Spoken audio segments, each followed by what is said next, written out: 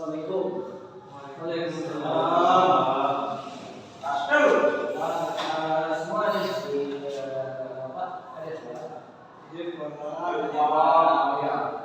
Bagaimana keadaan Bapak semua? Di sini sehat semua. Sehat, Pak. Masya Allah. Alhamdulillah, ada semua sehat semua. Kabar Bapak.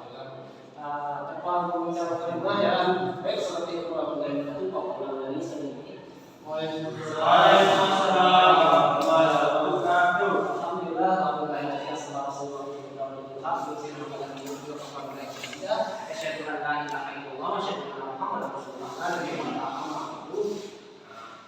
Bapak memegang buka lima lagi, Bapak ingin memberikan satu pengajaran kepada anak Bapak semua, yaitu tentang kisah para rasul. Tujuan Bapak di sini mengajarkan kepada anak Bapak semua gitu kan, tentang kisah-kisah para rasul gitu kan. Apa saja sih yang ada di rasul itu? Apa saja sih silsilahnya? Apa saja siapa saja keluarganya? Dan apa saja upaya rasul itu melakukan dakwah di Islam? Ya, kita lanjut ke slide selanjutnya, itu. Ya, yang pertama Bapak akan menjelaskan tentang Nabi Sulaiman alaihissalam. Nabi Sulaiman adalah putra dari Nabi Hud alaihissalam. Nabi Sulaiman ini merupakan keturunan Nabi juga, gitu kan? Dan ya karena keturunan Nabi itu dari putra dari Nabi Daud alaihissalam, yang adalah raja dari Bani Israel. Beliau merupakan raja dari Bani Israel. Dan di sini anak Bapak paham, Pak? Paham, Pak. Masya Allah. Di kemudian Nabi Sulaiman yang kemudian menggantikan posisi ayahnya tersebut. Nah, pada awalnya Nabi Daud itu adalah raja dari Bani Israel. Kemudian digantikan oleh anaknya Nabi Sulaiman. Ini kalau dibawakan dalam sistem kerajaan itu namanya sistem monarki, gimana? Sampai sini paham apa asalnya? Paham. Kemudian apa lagi? Dalam Islam Sulaiman bukan hanya raja bagi Bani Israel, namun juga disebut sebagai raja bagi jin dan hewan, sebab ia mampu memerintah keduanya. Ini Nabi Sulaiman ini tidak menjadi pemimpin sebagai umat manusia, gitu kan. Beliau juga memimpin manusia, jin, gitu kan.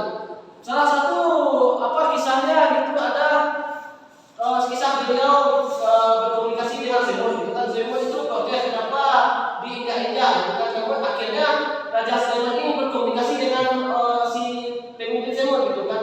Yang meminta yang Zemut ini meminta Nabi Sulaiman pasukan Nabi Sulaiman tidak menginjak mereka, gitu kan. Itu protes dari Zemut, gitu kan. Selanjutnya adalah kisah jin yang diperintahkan oleh Nabi Sulaiman untuk memindahkan ke istana Bilqis, itu kan, ke dekat istana Raja Sulaiman. Nah, itu bukti bahwa Nabi Sulaiman itu juga pemimpin dari hewan dan jin. Selanjutnya kisah Nabi Ibrahim.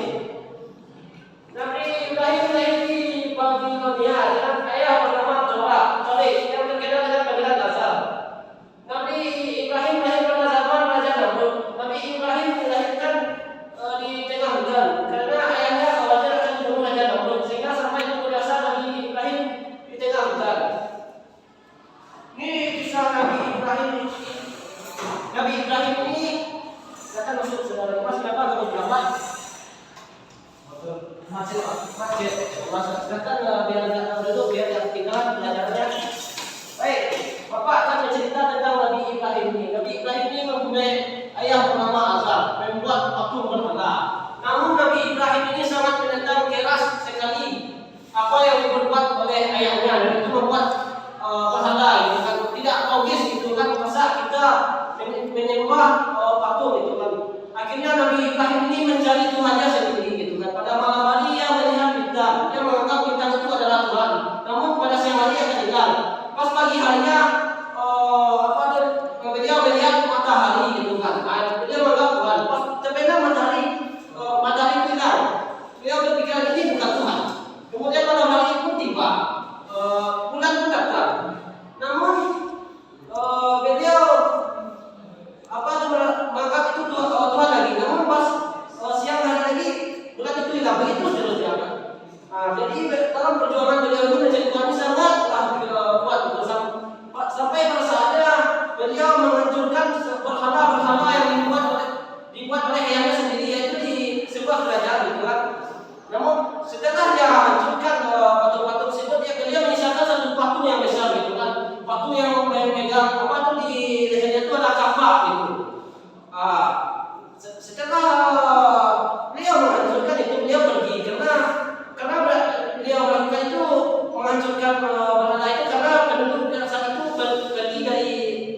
tersebut. Setelah kembalinya penduduk itu ke tempat berhala, alangkah terkejutnya mereka gitu kan.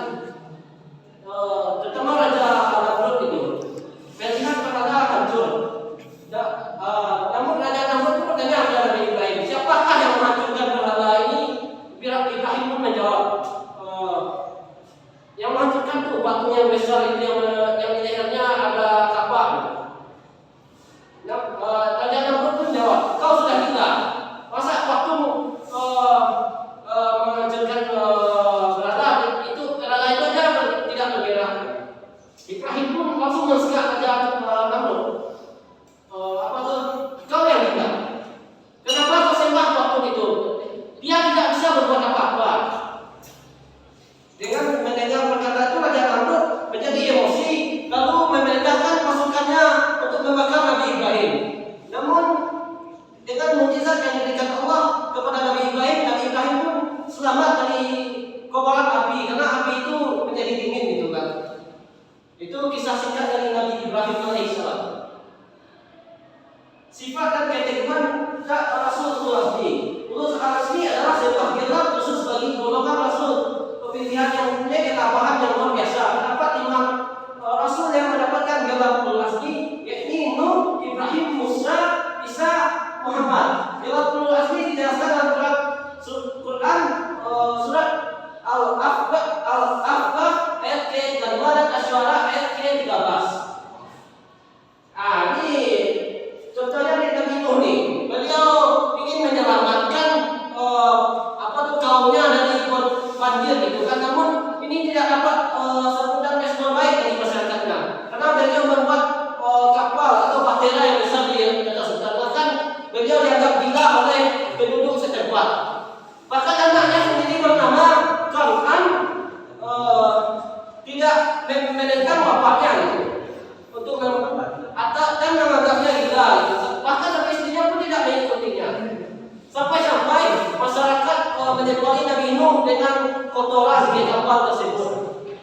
Namun akhirnya mereka menyesal dengan apa yang terjadi. Karena banjir besar datang ke pemukiman mereka. Namun bagi pengikut Nabi Nuh selamat. Yang Nabi Ibrahim tadi sudah Bapak jelaskan, jelas tadi kan nama Bapak semua yang Ibrahim tadi, karena itu salah satu keteguhan dari Rasulullah Ibrahim. Dan Ibrahim ini juga salah satu keteguhannya, beliau juga lama mendapatkan keturunan. Beliau mendapatkan keturunan sekitar umur 85 tahun. Nabi Musa, ini Nabi Musa ini pada zaman Fir'aun nih. Beliau memiliki ketabahan gitu kan dalam dakwah Islam gitu kan. Beliau menentang Fir'aun yang menganggap dirinya sebagai Tuhan. Namun Nabi Musa ini sangat kuat ketika nantinya menyelamatkan Bani Israel gitu kan. Sampai-sampai sihir yang dilakukan oleh pasukan Fir'aun itu kalah. Contohnya penyihir dari pasukan Fir'aun itu mengubah tadi menjadi ular. Tapi itu tipu muslihat sihir. Namun beda dengan Nabi Musa. Nabi Musa hanya menyebabkan tongkat berubah menjadi ular kobra. Tapi orang ini orang asli, menjadi ular asli, bukan tipuan. Bahkan tongkat beliau ini bisa mengubah membelah lautan untuk menyelamatkan Bani Israel. Dan Fir'aun pun mengejar mereka sampai ke lautan, namun Fir'aun naasnya tidak selamat. Nabi Isa ini keteguhannya sangat juga luar biasa. Bahkan sejak kecil juga difitnah oleh orang-orang. Yang difitnah itu adalah ibunya. Ibunya melahirkan seorang anak bernama Isa tanpa ayahnya. Namun Nabi Isa ini memberi penjelasan atau klarifikasi bahwa ibunya ini masih suci karena Allah mendatangkan Nabi Isa langsung dalam kafir ibunya. Nabi Isa ini menjelaskannya waktu kecil, masih sangat kecil, namun sudah pandai berbicara. Sampai Nabi Isa ini dewasa, itu kan menyebarkan agama Islam. Namun orang-orang ada yang menentangnya, itu kan bahkan ada anak murid Nabi Isa ini yang berkhianat, itu kan menciptakan tempat Nabi Isa ini itu berdakwah, yaitu bernama Yudas Iskariot. Allah pun marah mengubah Yudas ini menjadi Nabi Isa. Yang disalib, yang kita lihat disalib sekarang itu bukan Isa tapi Yudas Iskariot. Dan Nabi Muhammad SAW tak dilakukan lagi Nabi akhir zaman ini sangat memiliki keteguhan hati yang sangat luar biasa gitu kan. Dari sebelum dia lahir ayahnya meninggal gitu kan. Apa tadi pengasuh ibunya 11 meter itu kan sama kakinya 11 meter. Lalu dia dibesarkan oleh pamannya dalam mendengarkan bahwa banyak pertentangan yang terjadi pada beliau. Beliau pun sampai ditembak batu oleh kaumnya sendiri. Sampai saat ini kita rasakan bahwa beliau sangat luar biasa untuk kita, untuk perubahan kita semua. Baik, lanjut ke slide selanjutnya. Perbedaan antara Maumah, Ihsas dan mukjizat. Anak bapak sebelumnya pernah mendengar dari Maumah, Ihsas dan mukjizat? Pernah, Pak. Tahu kalau anak bapak semua itu? Belum, Pak. Lanjut kita pertama pembahasan kita mukjizat. Mukjizat itu kepada siapa Allah berikan? Kepada Nabi dan Rasul. Mukjizat itu kalau menurut pasal itu apa? Suatu kelebihan. Yang Bapak bilang itu semuanya benar. Mukjizat itu adalah suatu yang melemahkan. Kalau menurut istilahnya lah suatu yang melemahkan usaha orang kafir untuk menjatuhkan Nabi gitu kan. Misalnya yang Bapak ceritakan tadi itu kan, yang Bapak ceritakan tadi itu kan. Jadi pasukan Nabi pasukan Firaun yang mengubah Nabi menjadi udang. Namun keajaiban yang luar biasa pada Nabi Musa mengubah tongkat menjadi udang. Itu kan melemahkan persepsi mereka gitu kan. Melemahkan kekuatan mereka untuk mengacaukan dakwah Islam. Selanjutnya ialah karamah. Apa itu karamah, Bapak? Sesuatu kelebihan yang hanya diberikan kepada. Betul sekali yang bilang oleh Rehan. Siapa Rehan baik ya? Rehan baik, Pak. Baik. Itu intermezzo dari Bapak. Baik, karamah itu memang diberikan kepada orang-orang yang memiliki ketaatan yang tinggi, kemuliaan di dalam dirinya. Dalam ibadah dia kuat gitu kan, tidak melakukan dosa gitu kan. Contohnya para wali-wali pernah ada Pak dengarkan bahwa wali Allah itu kan. Misalnya berjalan di atas air itu memang ada, tapi orang ini tidak pernah menyombongkan ini, tidak pernah menampakkannya. Itu yang sebenarnya karamah. Ada pula orang ini sekali kelipat orang ini bisa datang ke Mekah, itu termasuk karamah. Maunah, apa itu maunah dalam bahasa? Pertolongan. Ya, betul. Pertolongan Allah kepada umat muslim. Contohnya dalam terjadi insiden kecelakaan gitu kan. Namun orang ini selamat gitu, tidak terjadi juga apapun. Itu disebut juga maunah. Ikhlas. Anak apa tuh ikhlas? Belum, Pak. Ikhlas. Irhas. Ya. Irhas adalah nggak tahu, Pak. Ikhlas itu adalah pertolongan Allah Subhanahu wa taala kepada calon nabi dan rasul pada masa kecil. Oh. Contohnya saja Nabi Muhammad SAW dibedah oleh dua malaikat untuk mensucikan hatinya gitu. Nabi Isa berbicara waktu kecil untuk menyelamatkan ibunya dari fitnah. Siapa lagi? Nabi. Nggak tahu ya. Ya karena kita lanjut ke slide selanjutnya. Habis karena waktu kita sudah habis, hanya itu yang Bapak sampaikan. Karena ini terkurang Bapak mohon maaf ya.